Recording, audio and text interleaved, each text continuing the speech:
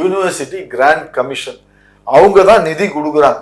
யூஜிசியில தான் இவங்களுக்கு உண்டான அந்த ப்ரொஃபஸர்களுக்கு உண்டான அந்த சம்பளங்கள்லாம் யூஜிசி கிராண்ட் கமிஷன் அங்கேருந்து தான் இவங்களுக்கு வருது. அதனால அந்த இதில் அவங்களுடைய தலையிட்டு இது இருக்கத்தான் செய்யும். இது மாத்தணும்னா அரசியலமைப்பு சட்டத்தையே மாத்தணும். இல்ல குஜராத்ல மட்டும் ஏன் இல்ல?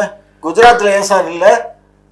அந்த ஏன் இல்லைன்னா அங்க இருக்கக்கூடிய அந்த அரசை தான் கேட்கணும் ஏன் இல்லைனால யூஜிசி அங்க அப்ப அரசு அந்த யூஜிசி கிராண்ட் வாங்கி அங்க இருக்கக்கூடிய பல்கலைக்கழகங்கள் இல்லைன்னு அர்த்தம். யூஜிசி கிராண்ட்ங்கிறது அவன் அப்பா வீட்டுல இருந்து கொண்டு வரல, நம்ம மாநில அரசுல இருந்து கொடுக்கக்கூடிய வரியில இருந்து தான் இந்த யூஜிசி எல்லாமே நம்ம பணத்தை தான் திரும்ப. அதாவது என்னன்னா நம்ம கிட்ட 100% வாங்கிட்டு நம்ம கொடுக்கறதே 29% தான் கொடுக்குறோம். அதே ஊபிக்கு 40%. இதுதாங்க இது போல இந்த பெடரலிசம், அதாவது இந்தியா என்கின்ற இது பாத்தீங்கன்னாக்க மாநில அரசு மத்திய அரசு இந்த இது போல ஆட்சியில இப்படிதான் இருக்கும். நம்ம குடும்பம் இது பண்ணி அப்படிதான்.